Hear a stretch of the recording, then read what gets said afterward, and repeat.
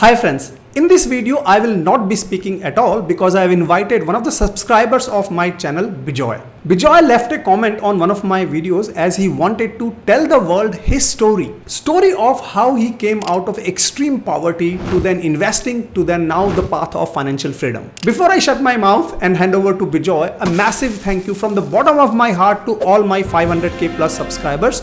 This is a big responsibility and I promise to you that I'll put more work, hard work into each video that I will bring on this channel. With that, let's hear the story. Bijoy, welcome to my YouTube channel. I am looking forward to hear out your story. So over to you. So good evening, sir. मेरा नाम विजय विकास गोगोई है. मैं असम के एक बहुत ही छोटे से गांव से आया हूँ.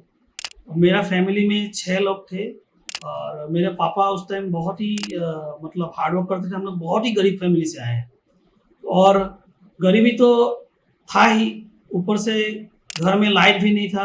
मतलब हम लोग का जैसे बोले मिट्टी का जो दिया होता है उसी में हम लोग पढ़ते थे और पढ़ने के लिए भी अच्छा स्कूल नहीं था सर.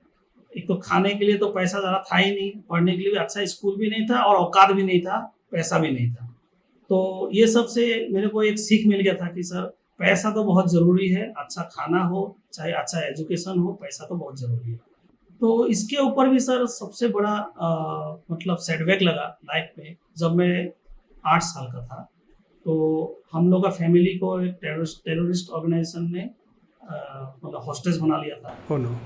और उस इंसिडेंट में सर हमने अपना चाचा को खो दिया था. ये बहुत ही बड़ा सेटबैक था. हम लोग का एक हेल्पिंग हैंड फैमिली का उस वक्त चला गया था. ऑलरेडी हम लोग इतना फाइनेंशियल हार्डशिप से गुजर रहे थे और ये एडिशनल मिल गया.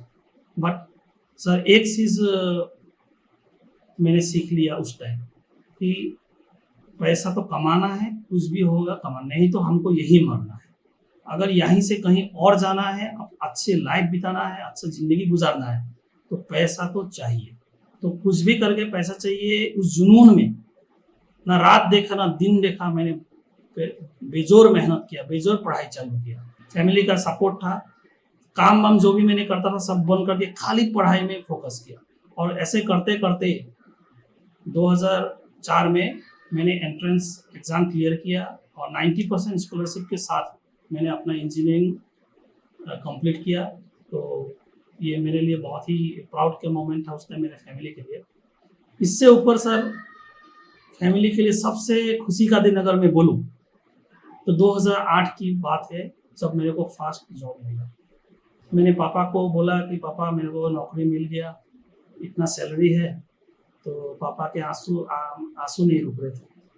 मेरा गांव में, मेरा फैमिली में सोचिए पहला नौकरी, वहाँ जहाँ पे सब लोग खेती बाड़ी करते थे, पहला नौकरी जो हम लोग का ज़िंदगी बदल सकता है. तो मैंने नौकरी चालू किया सर 2008 से.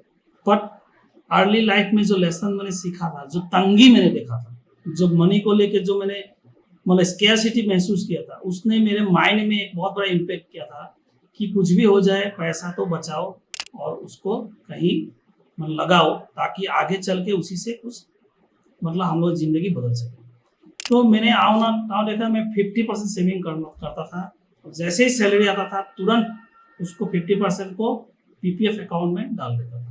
मैंने माइंड को, अपने साइकोलॉजी को ट्रेन कर लिया था सर कि मेरे अकाउंट में ये 50% सैलरी ही आता था और वो 50% हमेशा मेरा सेविंग रेट बना रहा. तो उसके बाद लालच जगा क्योंकि 7% से तो कुछ होगा नहीं. तो शेयर मार्केट के बारे में पता चला कि शेयर मार्केट एक होता है जिसमें आप महीने का 10% कमा सकते हो, 20% कमा सकते हो, ऐसा पता चला. तो मैंने सर ट्रेडिंग से चालू कर दिया. Intraday trading, day trading, swing trading, ये सब चालू कर दिया. और आप विश्वास नहीं करेंगे 2 के 2.5 साल में मैंने सारे 3 लाख रुपए, 90% मेरा जो सेविंग हुआ था वो मैंने गवा दिया. 90% सेविंग मैंने गवा दिया 2 से 2.5 साल में. तो ये तो एक फाइनेंशियली सेटबैक था ही, बट मेरे लिए एक लर्निंग था कि शॉर्टकट तो ज़िंदगी में भी नहीं है. पैसा तो शॉर्टकट से आएगा नहीं, कुछ ना और कुछ करना पड़ेगा. तो मैंने बैंक गया अपना पीपीएफ अकाउंट का स्टेटमेंट चेक कराने. तो वहीं पे एक सज्जन मिला जो म्यूचुअल फंड का स्टेटमेंट निकाल लेते. तो उन्होंने पूछा ये क्या है. तो बोला कि ये म्यूचुअल फंड है, तो ये इनडायरेक्टली स्टॉक मार्केट में भी इन्वेस्ट करता है। मैं बोला उसमें तो पैसा डूब जाता है। नहीं, ये आपको नहीं करना है, आपको खाली पैसा देना है, आपके बिहाफ में पैसा इन्वेस्ट होता है। तो बोला ठीक है, कैसे खोलते हैं? तो उन्होंने बताया आदित्य बिरला सन लाइफ का ऐसा ऐसा है, तो आप खोल लो।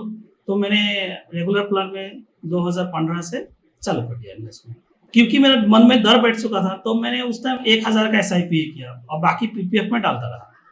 तो बाकी मतलब 49% मैंने PPF पे डालते रहा, 1000 डालते रहा अकाउंट मतलब SIP में इतना। मगर 2018 आते आते मेरे को पता चला सर कि ये रेगुलर म्यूचुअल फंड में 1 से 1.5% ज़्यादा कमीशन होता है। तो मैंने हिसाब करके देखा, मैं तो 20-25 साल के लिए इन्वेस्ट करूंगा, तो 1 से 1.5% में तो मेरे को 50-60 लाख का लॉस हो गया। तो मैं कैसे डायरेक्ट में स्विच कर सकता हूँ? तो फिर इंटरनेट वगैरह में मैंने सर्च किया, 2018 की बात है। तो मैंने पढ़ा कि डायरेक्ट म्यूचुअल फंड में कमीशन कम रहता है। सेम फंड में अब मैं 1.5% कमीशन था और उसमें डायरेक्ट में 0.6% था। तो मैं तो ये तो पूरा सीधा 0.9% का बचत है।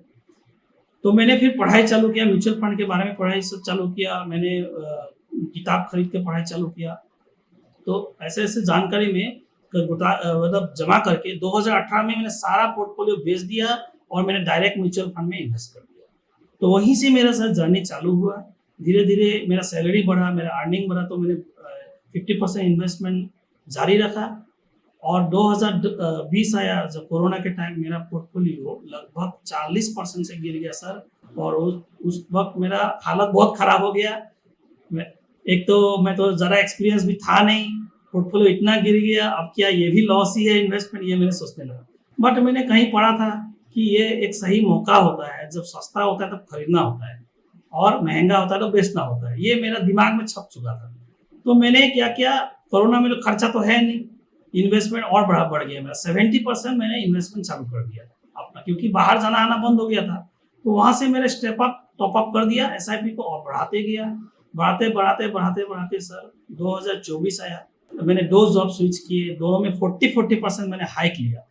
और सारा का सारा 40% मैंने खर्चा नहीं बढ़ाया, लाइफस्टाइल मैंने कुछ नहीं अपग्रेड किया, 10% अपग्रेड किया लास्ट टाइम। 90% मैंने जितने भी इंक्रीमेंट हुआ मेरा जॉब स्विच से सारा का सारा SIP में टॉप अप कर दिया। आज सर 2024 है, मैं प्राउडली कह सकता हूँ मेरा जो सेविंग रेट है उतना ही मेरा इनकम रेट है। तो मतलब मेरा खर्चा जो है 50% खर्चा है, 50% सेविंग है। मतलब मेरा खर्चा अभी मेरा म्यूचुअल फंड से ही निकल जाएगा। तो एक तरीके से मेरा सैलरी फ्री हो गया, मेरा सारा का सारा सैलरी इन्वेस्ट हो रहा है।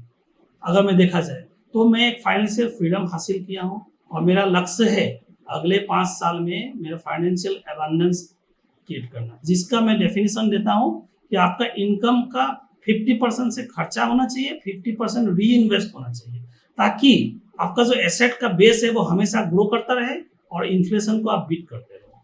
इसके ज़रिए सर मैं आपके कॉमन व्यूअर को बताना चाहता हूँ कि अगर राइट डिसीजन राइट टाइम पे लेके हम लोग प्रॉपर तरीके से इन्वेस्टमेंट करते रहें तो ज़रूर हम लोग मतलब फाइनेंशियल फ्रीडम हासिल कर सकते हैं।